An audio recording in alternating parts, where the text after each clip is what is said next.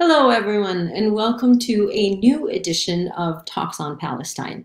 Our episode today is a little bit different. It's a special episode focused much more on what is going on in Lebanon. Obviously, these are incredibly difficult times, I would almost say, all around the world, and certainly in Palestine. But I think we felt that there was really a need to address what was going on in Lebanon with the recent incident and just how tragic it's been and all the difficulties that the Lebanese people are focusing right now. And that's why we have a very special guest today who has so much hands-on experience to be able to talk about that.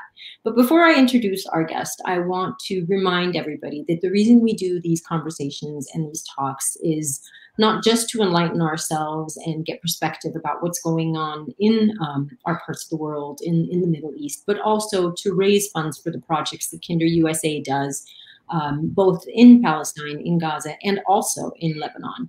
And the projects that we're focusing on today are two very specific projects, and those are the ones we really need your help fundraising for, and every dollar counts. So please, please enjoy the conversation, but also consider the people that are suffering in Lebanon. We are focusing on our mobile library, which before the explosion was traveling around the camps, the different camps and the settlements in Lebanon, helping people with reading and educational opportunities for children that otherwise wouldn't be exposed to that. But right now, since in the aftermath of the explosion, the library has been traveling in South Lebanon, purchasing food from local vendors and distributing it to the families that are struggling and suffering the most. They're also bringing PPE and teaching people about health and safety precautions regarding the coronavirus. And they're encouraging children and families to attend these outdoor activities and still providing children with the time for reading and educational opportunities, which is so valuable and can make a really big difference in their world right now. The other project that we are working for today and that we need your help fundraising for today, we need every dollar you can afford to help us with, is we are partnering with the Lebanese Food Bank because there is a lot of food relief efforts that are needed right now. They're preparing meals and distributing boxes of baby necessities. In terms of donations, just so you kind of have an idea of the numbers, $4, just $4 will provide a meal for a family of 4. And just $12 will provide a box of baby supplies for a week, including diapers, wipes, and powdered milk. Can you imagine these people going through what they're going through after the explosion? Their homes destroyed, people have died. I mean, something like a meal or something like a box of supplies for a baby would make such a huge difference. So please consider donating, and please enjoy the talk, but also think about the projects that Kinder USA is focusing on right now.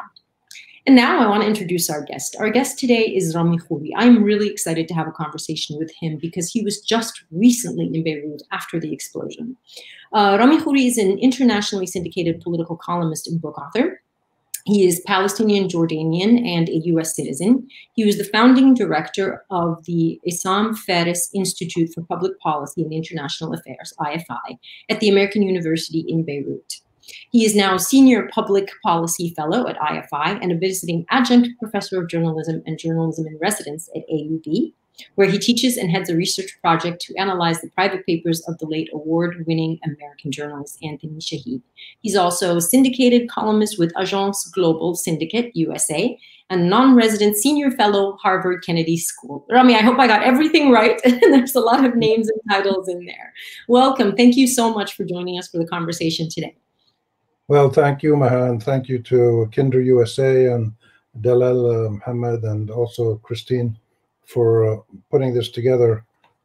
I've been aware of the work that Kinder USA has done for some time, since I was there some years ago and gave a talk, and still have with me the wristband that. Oh, how wonderful!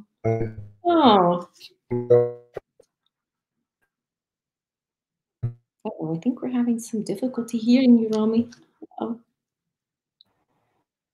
What you do is that I was asked with you events in Lebanon, quite extraordinary. Palestine is and can exchange ideas about all these things, the better people tend to get understanding of what's going on. So thank you very much. So I wanted to start by asking you, so you were living in Beirut for 17 years, and you just moved to the US 2 months ago, which is, to me, a huge change. And and when you and I were talking, we talked about, or I sensed your real deep love for Beirut and for Lebanon. So I want to talk a little bit about what it was like to go back after, because then you went back after the explosion. So first, I want you to tell me a little bit about that experience and what it was like to go back after that tragic incident. Well, the explosion happened when we were here in Cambridge, where we live for most of the year now, because I'm working for AUB out of the New York office, but work is being done remotely. So I'm mostly in Cambridge and I go to New York a couple of times a month. When I went back to Beirut about 3 weeks ago and spent a week, it was quite a shock to see the physical devastation at the port and the areas right around the port.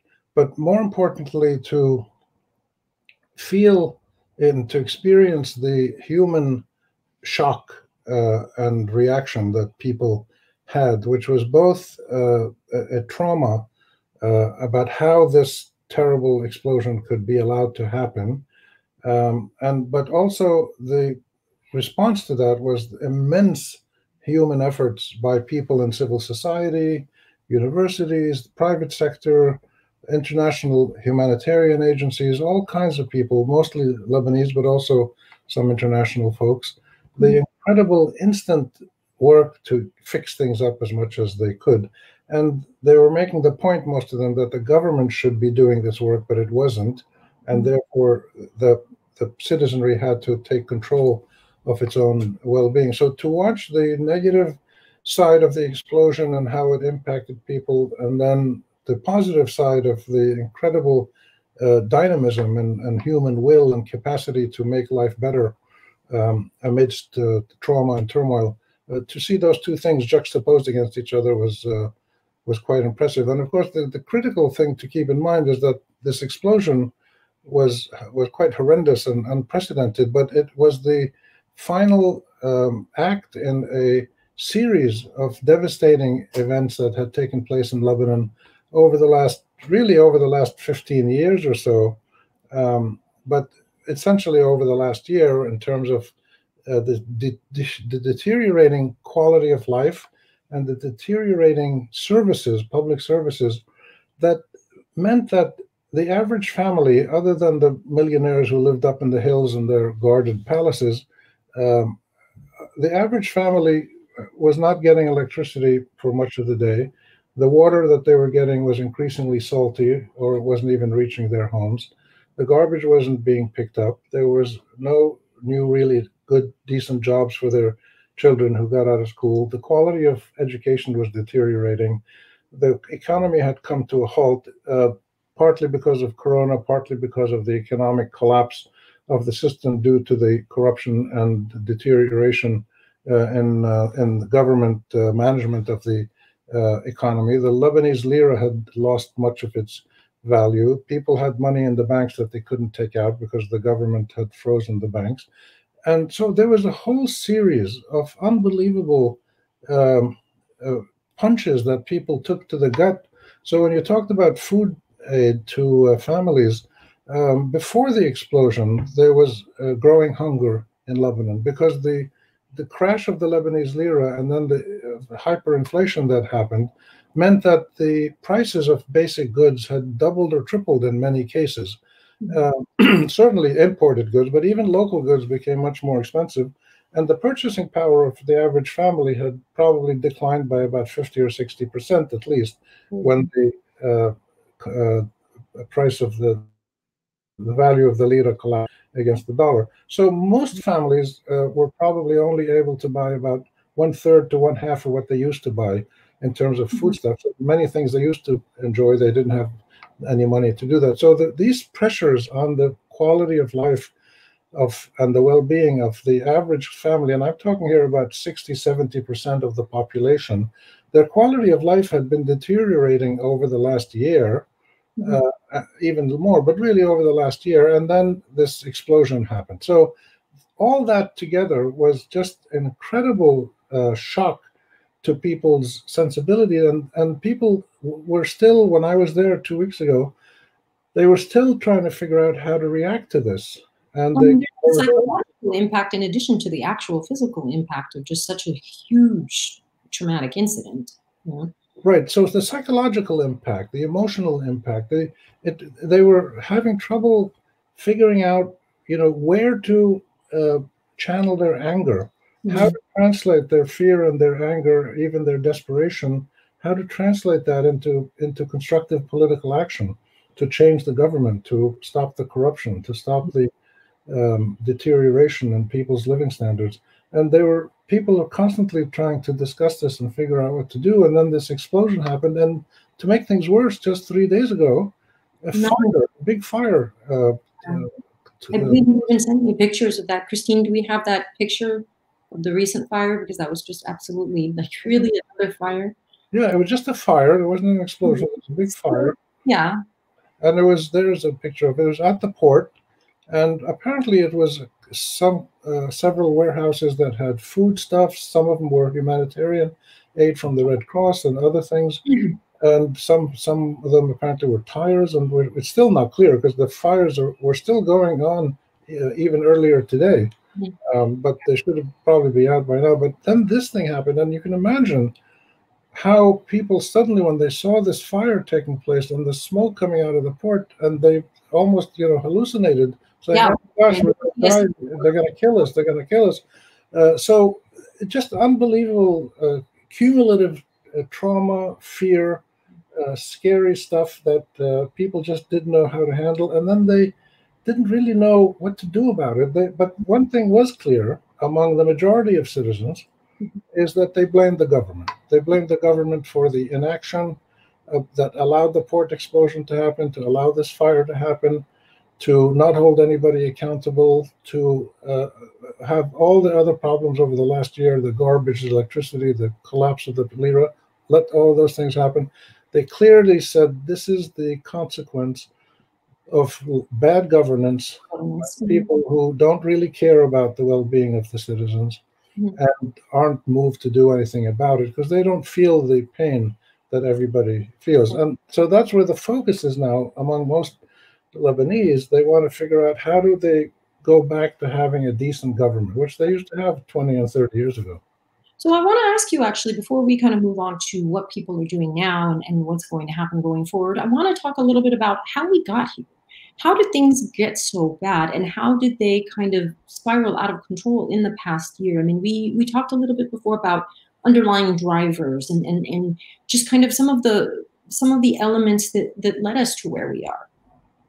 Well, it's really pretty simple. Lebanon, and this is the 100th anniversary of the foundation of the modern state of Lebanon, which was established initially under French control in 1920, and then now we're 2020. So in the first probably 65, 70 years of Lebanon's life, developments happened pretty steadily. That economic growth, education growth, infrastructure, personal freedoms, all the fundamental dimensions that make life worth living and giving people a good life were moving in the right direction for 3 or 4 generations. And then you had the Civil War from 75 to 90. And after that, you had the Syrians who controlled Lebanon till around 2005, when they were pushed out. And what happened was the Civil War years, the Syrian control years, and then when the Syrians left, you had the Lebanese warlords who led the militias and did the fighting, essentially made a truce under Saudi supervision in Ta'if, and then they created a new system of government where they shared the spoils, and they divided the government positions, the ministries, the contracts, the appointments, according to religious sects. So the Catholics, the Maronites, the Shia, the Sunni, the Druze, everybody had a certain share of the instruments of statehood, the government positions and the ministries. And what this did is it essentially led to a system with no checks and balances, with no meritocracy, no need for people to do good work because they were guaranteed those positions and their share of wealth. And that led to incredible corruption. And this went on for about 20, 25 years or so. And that's essentially what happened. The country is now bankrupt. It's 80, $90 billion in debt. The banking system is completely ground to a halt. The money that Lebanese put in the banks, $60, $70 billion worth of deposits, were taken by the central bank and lent to the Lebanese government to spend, to fund its spending, which funded a lot of the corruption. And the government is bankrupt. It can't pay that money back. The central bank has told the depositors, well, we don't have your money anymore, sorry. And people can't take out whatever money is left in the bank. So all of these things happen gradually over a period of about, I would say, really 20 years or so. And it's really a lesson in what happens when you don't have any kind of checks and balances, any kind of accountability. When government authorities can do whatever they want, this is what happens. And we've seen this all over the region. The interesting thing about Lebanon is the system is a little different in that it's based on sectarian division of power by religious groups. But the net result is not any different than what you see in Syria and Iraq under the Saddam Hussein and the Baathists, and in Egypt and other Arab countries where you, in Yemen and Libya, even countries that had oil, Algeria, Morocco, you see the same net result. Governments that are not efficient, a corruption that grows, and the average citizen's well-being declines. It usually happens very slowly over time. In Lebanon, it just happened to happen a little bit more quickly. And that's why we see, not just in Lebanon, but all over the region, citizens out in the street protesting to get rid of these corrupt governments and put in better systems. Well, I mean, I was going to say that it seems like the common theme, whether in Lebanon's case it is because of the sectarian situation and the distribution of power and so on, but it seems like the main point is accountability.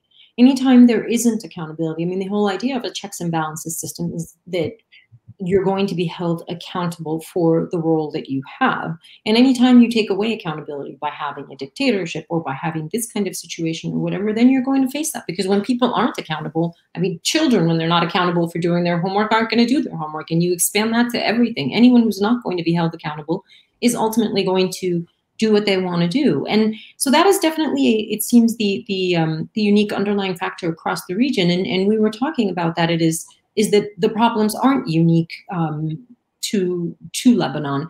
And you had mentioned something that I thought was very interesting, which was, it seems like now, in the past handful of years, is really the time citizens all over the region have come to kind of their wits' end. You know, that this is the time for uprisings and so on. So I want to talk a little bit about that in your mind, about what you see across the region for now. Yes, let me just add to what you said. It's accountability and participation together. They're two sides of the same coin. Citizens need to be involved in helping to run their countries, and they need to be involved in holding accountable the powers in their countries. The power is not just the government, but also the private sector, religious, social, tribal groups, the NGO sector, international donors, international partners, the UN, anybody who's doing work in the country and is using money and power has to be held accountable somehow to the citizenry.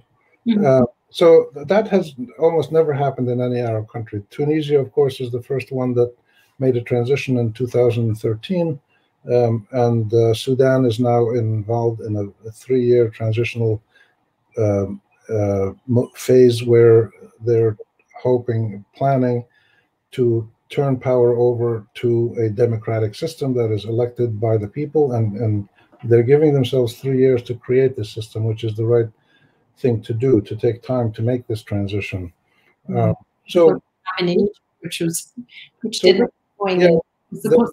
lesson, of course, is from Egypt in 2010, when the Egyptian government of Mubarak was overthrown. And then you had a quick election of Mohammed Morsi, and the Islamic Brotherhood came to power. That happened very quickly. And it was way too fast, because none of the other groups in society had the time to organize, where the Muslim Brothers were already organized.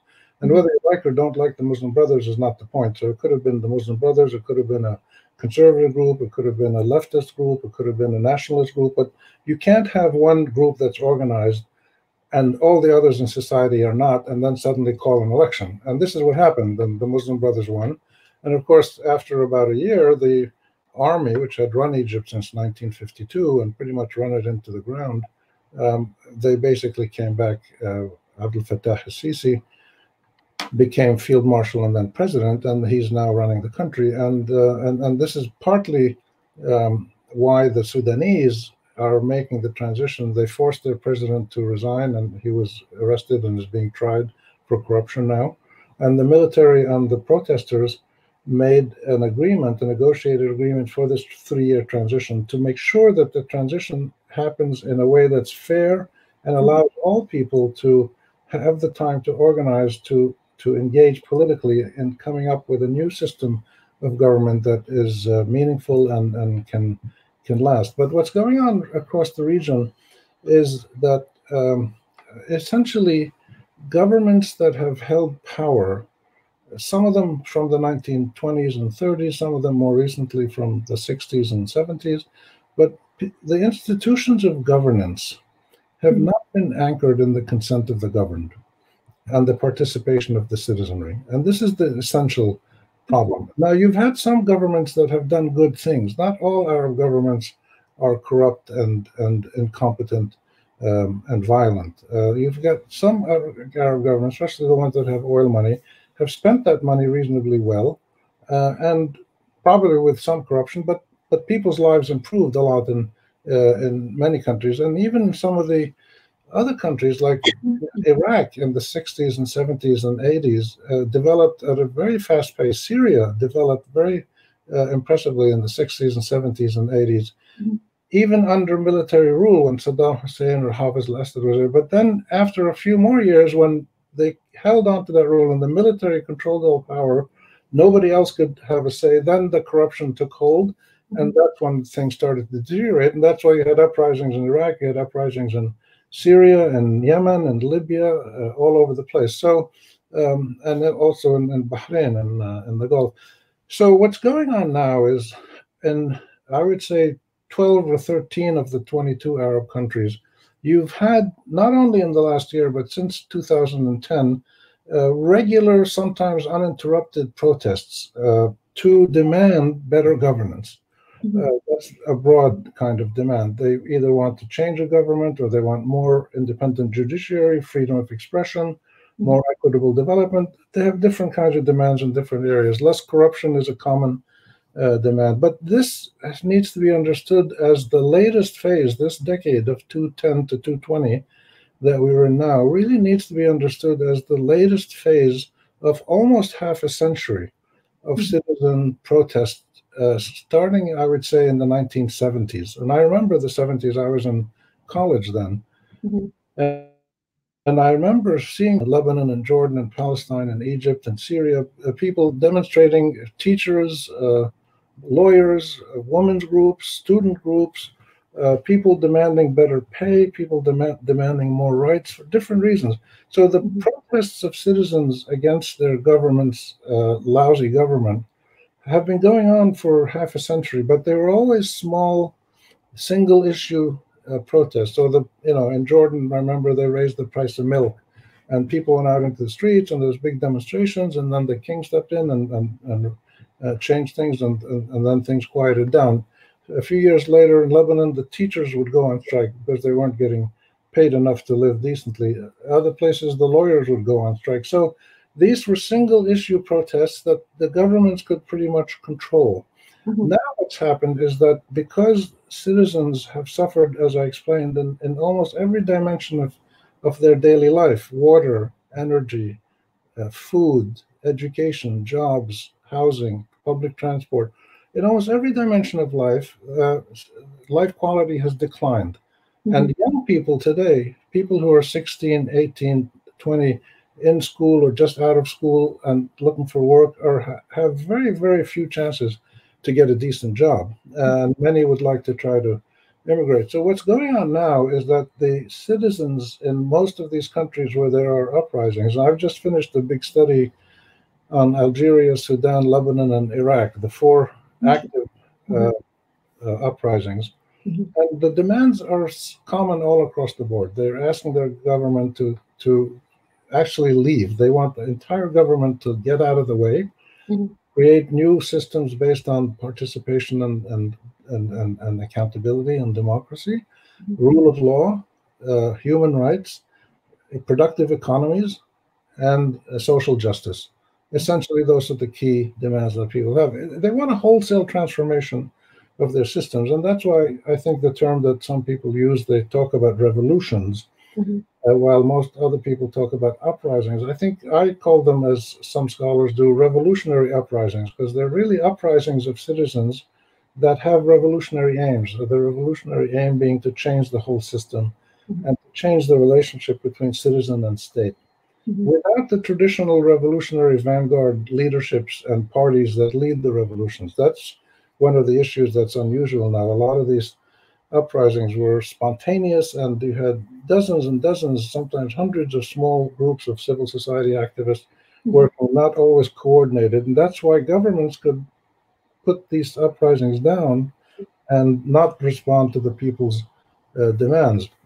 The Sudanese change is so meaningful because the professional unions, the doctors, the lawyers, the engineers, and others, they got together, representing a huge bulk of the workforce. They coordinated with labor unions and others, and they did come up with a unified leadership with a set of unified demands. And then when they confronted the government and negotiated with it and said, look, we're not getting off the streets. We're going to keep this pressure on you until you meet our demands, because we can't live like this anymore.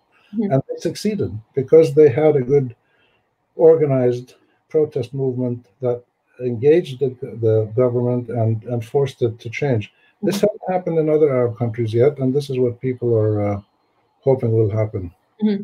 So just going back to Lebanon then, because as you mentioned, it is one of the 4 countries in your study that are kind of active, have the active, as you call them, revolutionary uprisings right now.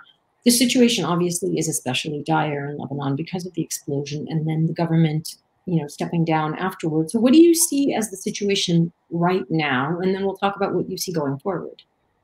Right now in Lebanon, you have a shattered economy, a badly damaged environment when you look at air quality, water, etc., land use, urban allocation of land, seafront usage and things. The environment is really badly damaged. The economy is totally shattered. The trust that citizens used to have in their government is gone for the most part. The government is bankrupt. It doesn't have the money to do what it needs to do, and the citizens don't trust it in any case. And you had the incredible pressure of the coronavirus stoppage of work and life outside the home, where the economy essentially ground to a halt. And all of the external drivers of the economy in Lebanon, as in many other Arab countries that don't have oil, all these external drivers suddenly either disappeared or reduced to 10% of what they used to be. We're talking about tourism income, worker remittances, foreign investments, foreign aid. So the Lebanese economy is totally collapsed, and it urgently needs an injection of around $20 to $30 billion to stabilize the deterioration of the Lebanese lira's exchange value, and then resume some citizen confidence in the system so that people start investing money again, jobs are created, and then economic growth can happen. And the key to getting this external aid, which is available, people have promised it, but people who promised it, whether they're UN agencies or bilateral donors, they've said, we will only give you this aid if there are serious reforms that take place that stop the corruption, hold people accountable who stole 20 or 40 or 60 billion dollars or whatever it is that they can document, make sure this doesn't happen again, get rid of this sectarian system and allocate jobs based on merit and efficiency, and essentially give the citizens a role in holding power accountable. So there's a standoff right now because the political elite in Lebanon, which is essentially a group of about 10, 15 men who've held power for the last 20, 30 years, either they or their fathers, because it's inherited father to son. These are sectarian leaders. Some of them were warlords, others were not necessarily warlords, but they were sectarian leaders. And they don't feel that they need to change anything. They feel they can just make a few little reforms and things will be okay. But the reality is that they can't do that because they don't have the money and they won't get any money unless they make serious reforms. And reforms so serious that they'll essentially drive these people out of power slowly and replace them with better government officials. So the government system in Lebanon, like most Arab countries, is responding to the pressures of its own citizens who are out in the street now for almost a year. In Lebanon, it was October 17 when the protest started last year. So it's almost a year. In Algeria, it's been over a year. In Sudan, it's been over a year. The governments are mostly responding by using military force, either officially by sending their own police and army and anti-riot troops and stuff, and beating up people, shooting people. So in Sudan, you had 600-700 people killed. In Iraq, you had about 800 people killed. Lebanon, you only had maybe 5 or 10 people who were killed by gunfire, mostly by government forces, sometimes by others. But there was just a lot of force used and tear gas and beating up people, and some people were shot in the eye. So the militarization of the government response to the uprising of disgruntled and desperate citizens is really one of the dramatic new dimensions of what we're seeing, that the citizens are rising up and demanding a better life, and the government, unable to respond, is using military force to try to quell things. And this is an untenable situation. It can't go on like this. And the government is going to realize very soon that it won't have the resources to pay its soldiers and its policemen and its bureaucrats because it's running out of money. It's not collecting taxes and it's not getting foreign aid. So there's a standoff right now, and the citizens who are protesting are keeping up their pressure. International pressure now is coming in seriously through the French mostly. The French President Macron has visited Lebanon twice, came in with a set of demands that fundamentally reflect what the protesters are asking for, but in a little bit softer tone, essentially telling the government, you've got to make serious, real reforms, stop the corruption, stop the nepotism, stop the sectarian stuff, run the country efficiently for the well-being of your own people, or you're not going to get a penny from us. And that's where we are right now. So this situation has to be resolved very quickly. There's a deadline coming up in 3 days, I think, where Macron essentially told the new Lebanese prime minister, you've got to create a government of really efficient, qualified, independent people, not people named by the sectarian oligarchic leadership. So these issues have come to a head now, and we will find out within the next, I would say, month or 6 weeks at the most, which way the country is going to go, either starting a serious, maybe slow but serious reform process that will revive the economy and create a new relationship between the citizen and the state. That's the most hopeful scenario. Or the most negative one is that the government will just dig its heels in and say, well, we can just hold on and, people will give up and ask us to please help them with some money to buy some food.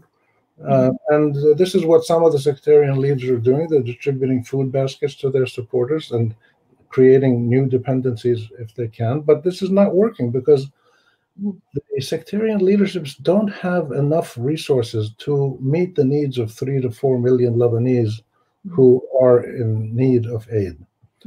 So this is the point we're at right now, a real moment of reckoning. And a moment of truth in which way is Lebanon going to go. Right. It's a really tough moment where we can only pray. And in the meantime, I just want to pause really briefly to remind people, why we're here today, why you and I are having this conversation. Obviously, because the situation is so bad and it needs to be talked about and awareness needs to be created and people need to know. But just to also remind people that we are we are participating, the Kinder USA is participating in these programs to make as much of a difference in people's lives on the ground in Lebanon. And so please, please, any donation is welcome, and any donation makes a huge difference. As we were saying, just $4 feeds a family, $12 gets a baby basket full of much needed baby supplies. Sorry, I didn't mean to interrupt our conversation, but it is very important for us to remind people how bad the situation is, and you know that we can all help, even in the smallest way, but it will make a difference. You know, we actually have a question, Ami. So let me see what our question is. Can I interrupt? Oh. Let me just add something and then go to the question to add to what you said. The reality on the ground is that you have this terrible situation of real widespread human desperation and suffering, but there are hundreds and hundreds of groups in Lebanon, civil society groups, universities, churches, mosques, community neighborhood development groups, all kinds of people working day and night to help each other, help their neighbors, no matter if they're Christian or Muslim or whatever, Druze, whatever they may be. So there's this intense outpouring of human self-help and assistance, and aid that comes in from outside, from groups like Kinder and others, is unbelievably important, because physically it helps people get through this very difficult transitional period, and emotionally it makes people understand that they're not alone. Right, and they were not put on this earth to suffer by themselves. And this is an incredibly important, even small amounts of aid, that whatever they are. And one of the things I've discovered in the US with my work with AUB is that the AUB office in the United States, the American University of Beirut, is now working mostly responding to the incredible numbers of people coming to it, alumni groups, friends of AUB, former students who visited, saying, you know, we've heard what's going on. The AUB was damaged a little bit in the explosion. Mostly doors and windows were busted and buildings were hurt, but physical damage that can be repaired. But AUB I found them, they're working essentially as an agency for the next couple of weeks or month to help raise and transmit aid to Lebanon. And there's just an incredible outpouring of support. And it's not just from Lebanese Americans or people who know Beirut or Lebanon, and it's just people who've seen this pictures, heard the stories, seen the human suffering, and their human response is, what can we do to help? And even if you only spend $10 or $20, it helps. Believe me, it helps. I'm sure it does. Christine, do we have the question? Oh, here we go. What do you think of Macron swooping in, making demands? France is responsible for the sectarian structure. They set it up 100 years ago. And that is from Gwendolyn Zohara Simmons. Thank you, Gwendolyn. What I think is really mixed, as many people do. It's mixed in the sense that it's good that somebody is trying to push the Lebanese system to do what it must do to fix the corrupt, inefficient, rotten governance mechanism that has shattered the country and ruined the lives of 3 to 4 or 5 million people. Somebody's got to step in, because the government leaders are not doing it in Lebanon. The civil society and private sector and others don't have the capability to do it. Therefore, somebody has to, and Macron is the fellow who stepped up.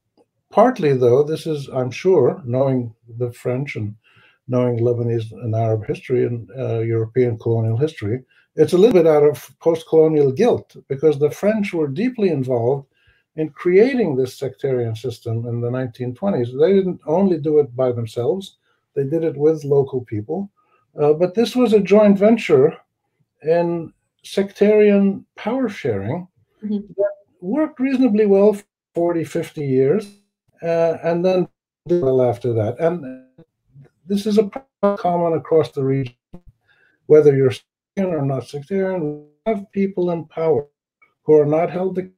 They're going to eventually to corrupt and inefficient systems. And when populations grow bigger than the country's financial ability to serve them and help them live a decent life, you get this kind of social fragmentation and corrosion within the country, and then people start confronting each other. So I have mixed feelings about Macron. It's striking how his list of demands, and he actually came up with a list of demands with certain timetables.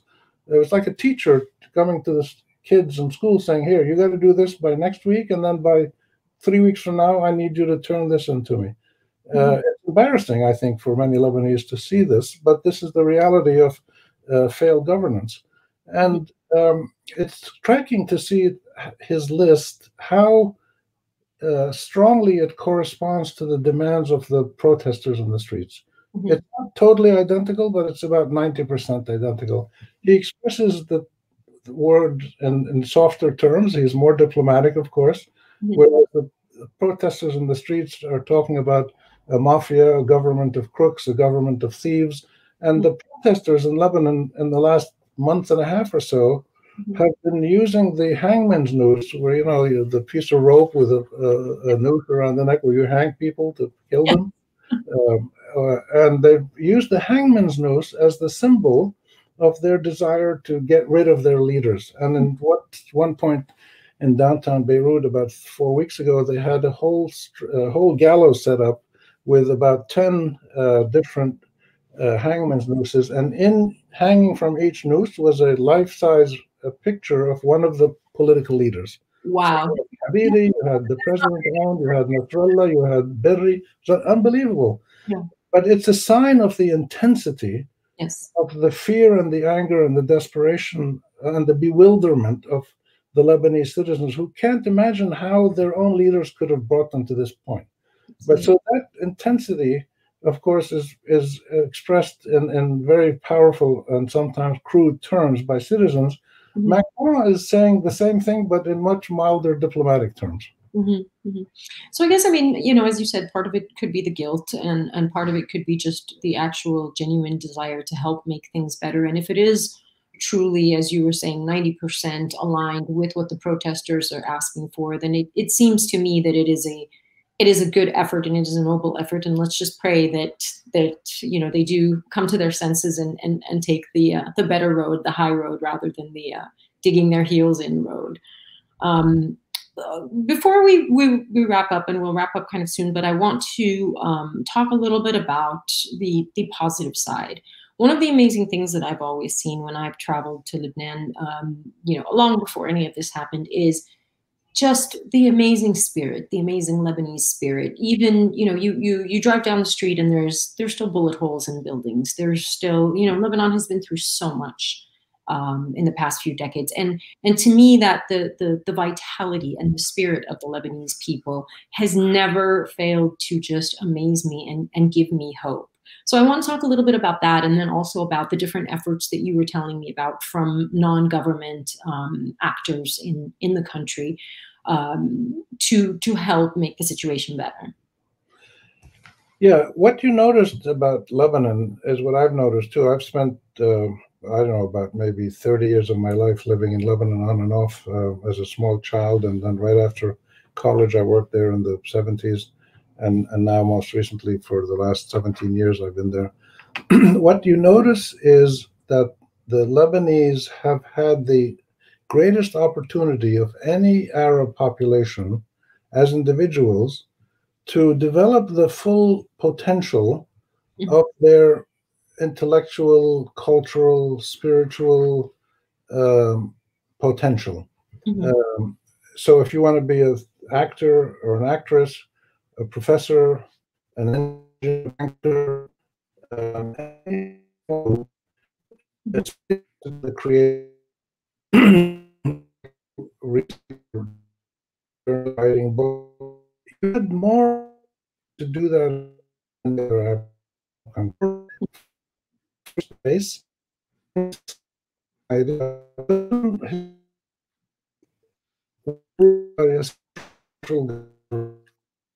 Government were and most of them still are either run by military men or groups or royal groups or private ideological groups that took power or whatever. Lebanon never had a strong central government that could impose its demands on people and tell them you should think this, but you can't think this. You can print this, or you can't print this.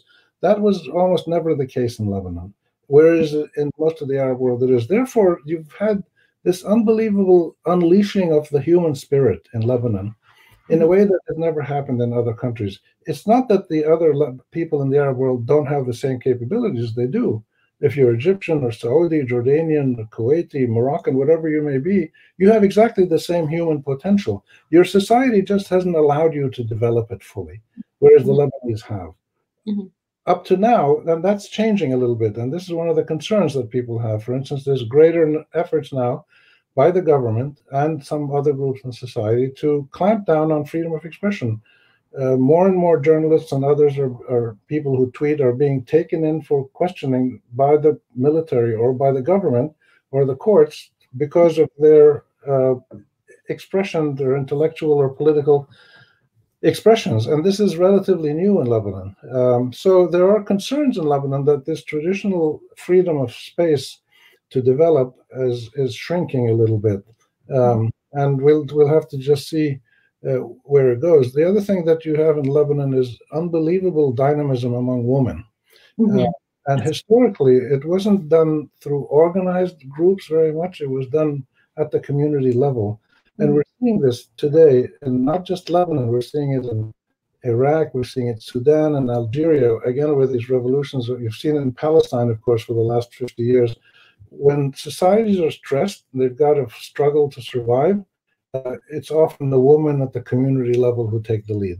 And this is exactly what we're seeing. There's unbelievable efforts being done at community level and at national level as well, in terms of rewriting laws, educating people, holding seminars about women's rights, pushing the government to make changes in certain laws about women allowing their kids to inherit Lebanese citizenship if the woman marries a non-Lebanese. And this is a problem all over the Arab world, inheriting your own kids getting your own citizenship if you're a woman and you marry somebody who's not of the same nationality. So the changes that are going on now in Lebanon as people struggle to take care of themselves, these are not new elements necessarily, but they're just much more out in the open.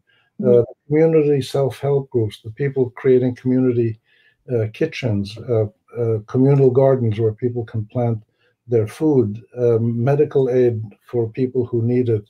When the explosion happened, there was thousands of young kids who came from all over the country to Beirut, and they were all carrying brooms, and they were just coming in with brooms saying, "Can we clean up your street? Can we?" And then the carpenters came, and then the plumbers came, and then the window guys came, and they've replaced. It was unbelievable. And this is, again, nothing. This is not unique to Lebanon. Every Arab country would have human response people have suffered the same thing. The point is that it did this in Lebanon, and the government wasn't able to do anything. And this is one of the differences between Lebanon. If you have whatever this woman Jordan, the government very quickly, people complain about the lack of rights or other things, but you have a decisive government with strong leadership, and they move very quickly. When I remember when the dinar collapsed in Jordan in the late 1970s, immediately the central bank took action, stopped the deterioration, and you adjusted quickly, and life went on. In Lebanon, the currency has been collapsing for a year, and the government is doing almost nothing about it. In fact, it's making it worse, printing more Lebanese and increasing inflation. So the difference in Lebanon is the lack of effective government to quickly to reduce the pain that ordinary citizens feel and revive the confidence that's used to have in the government. So we actually have two questions, Rami. So I'd like to bring in some questions so we have time to answer them before we wrap up. So Christine, if you could put up our first question, please. Okay, so we have a question from Andy Ahmed. Do you have any comments on the Palestinians in Lebanon right now? The Palestinians really fall into two groups. The majority are the Palestinians who are refugees in the camps as refugees. They have UN refugee cards. They don't have nationality. They don't have civil rights in Lebanon. They don't vote. They're not allowed to do many professions, restrictions on what they can do. And they get most of the social services from UNRWA, the UN Relief Agency, refugees, education, healthcare, etc. So that's the majority, and there's about 250,000 of them. You have different figures, most of which are incorrect. The most accurate count that was done a couple of years ago showed there's about 250,000 of these Palestinian refugees, and these are the refugees and the kids of refugees and the kids of refugees from the 1947-48 Nakba. There's a smaller group of Palestinians like myself who are professionals who have nationality. I have Jordanian nationality. I was born in New York, so I have American nationality. I've been a New York Yankees fan since birth. So those of us who have nationalities have legal protections.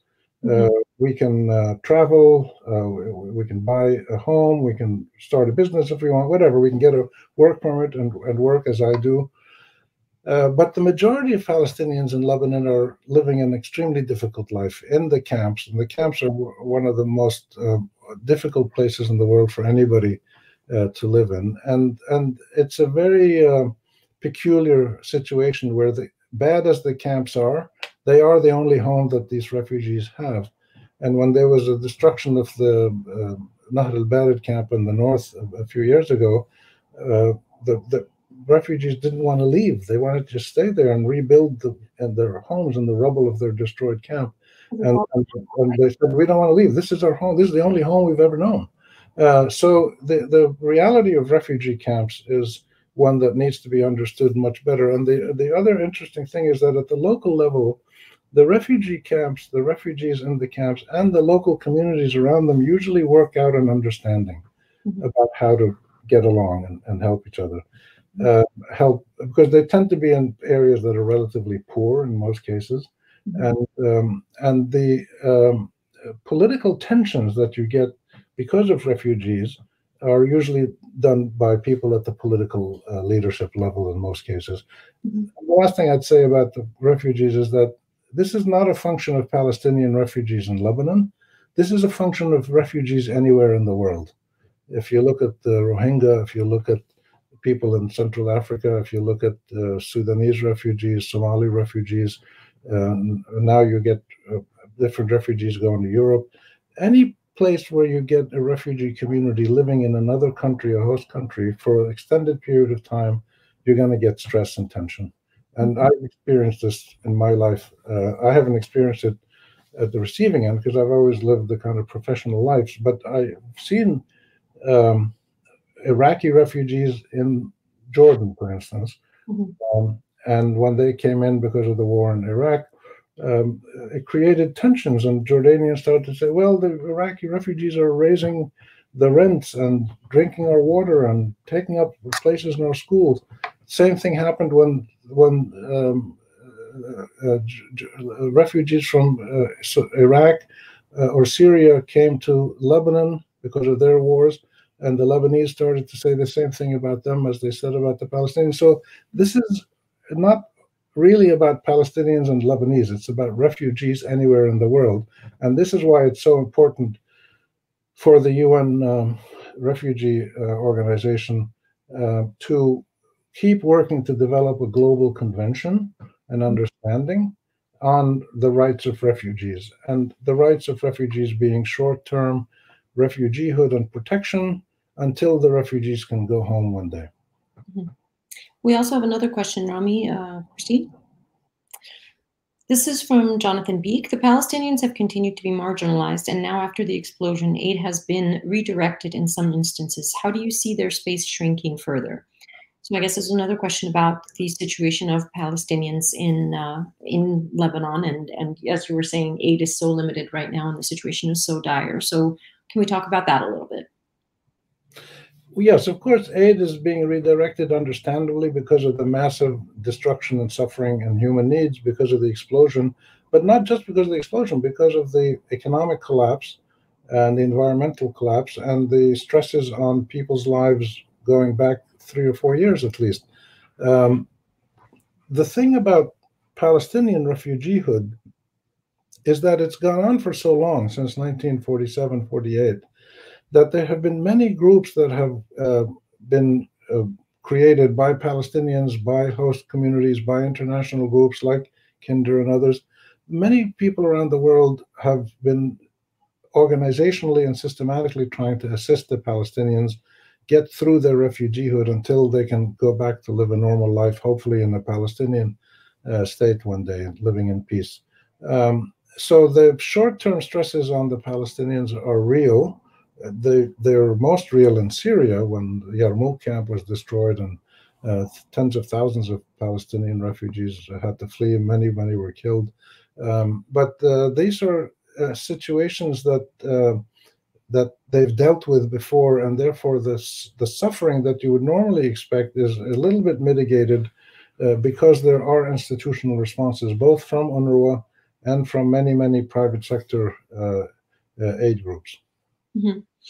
So, Rami, before we wrap up, let's talk a little bit about what you see going forward. What do you see? I mean, while we wait, obviously, for the clock ticking on the demands that are made and on the government to decide what it's going to do, what direction it's going to go in, what do you see personally in the next short term and then longer term for Lebanon? The critical things to look out for are, will the massive numbers of protesters in Lebanon, who make up clearly a majority of the people, it's not a majority who are in the street, but a majority of Lebanese support the protest movement because they're suffering just as badly. And you're talking about Lebanese population of, say, 4.5 million. So I'd say at least 3 million of those people support the protesters. But the protesters, dramatic as they are, brave and courageous as they are, persistent as they are, have not organized sufficiently to force the government to engage with them politically. And this is one of the things that we've got to look for. And I assume that there are talks going on among the protest groups to come up with a more cohesive set of demands. The demands are clear. We know exactly what they want, and they're reasonable demands. But the protesters have not created a mechanism whereby they force the government to come back to them and say, okay, let's see how we can implement some of these, whatever. So that's one thing to look for. The second thing to look for is, how will the international community, Macron, the European Union, the UN, and the Lebanese aid group that's been created, they've promised somewhere in the range of $20–25 billion, the IMF. How will they react if the Lebanese government now, in its current form, this top-heavy oligarchic sectarian elite, which protesters call the criminal mafia, but they're really a group of men who run the country for many years, if they continue to ignore the demands of the protesters and allow the country to continue deteriorating with an occasional explosion, with an occasional fire, with an occasional catastrophe here or there, how will the international community respond to this? Will they just say nothing, or will they bring enough pressure to force them to change? And then the third thing and last thing, which is critical, is the response of Hezbollah. Hezbollah is a very powerful Lebanese group, the most powerful group in the country. I would argue perhaps the most powerful group in the entire Arab world, militarily and politically. And they are the critical group that will shape how the prevailing oligarchic political elite respond. Hezbollah has always stayed a little bit out of the direct business of governance. They've got a couple of people in parliament, and they help name some of the ministers, but they tend to work behind the scenes. And their support is critical for any government to assume power because of their alliances with other people and other groups in Lebanon, including, for instance, the President Aoun's party, or in the past they were, at one point, they had an alliance with Hariri, the Sunni. So they make these different group alliances, and so they're critical for any government to take power. And they are now increasingly seen by the citizens, the protesters. Hezbollah is increasingly seen as part of the oligarchic ruling elite that is responsible for the destruction of the country. And this is a big problem for Hezbollah because they don't see themselves as part of this group. They see themselves as something separate. And they have the power to push the other political elite leaders, to push them to make reforms and to compromise and to make change if they want to. We don't know if they want to or not. This is the big issue, I think, politically now. Where will Hezbollah come down on these demands for change? Will it work with the government leaders to meet the protesters halfway or three-quarters of the way? Will there be a mechanism for the government and Hezbollah and the protesters to engage in the discussion, maybe including Macron and international agencies? Will they be able to have a rational discussion among serious adults about how to pull Lebanon out of its catastrophic condition right now, and hold accountable those who brought it to this condition, and create systems that will never allow that to happen again? These are the questions that really we don't have any answers to, but we should keep our eye on. Well, it's interesting. We closed with several questions, and it is going to be a very interesting and critical time, I think, the next few months to see where it's going to go. And I hope that maybe you can come back and have another conversation with us in a few months, and we see if we've found and have gotten answers to some of the questions we just brought up. But Rami, thank you so much for being with us today. It's been so enlightening and informative, and it is really important for us to kind of keep our eye on the situation and see what happens, and obviously very important for all of us to do what we can and help in any way we can the situation that's going on over there. So thank you very much for being with us tonight and taking the time, and I hope we do see you again in a few months to follow up and see if we can answer some of these questions. Thank you, Maha. It's been a pleasure. I really appreciate being with you, and I'm a huge fan of what Kinder USA is doing, and I wish you the best and keep going. Thank you so much, Rami. Okay. Bye-bye. Bye.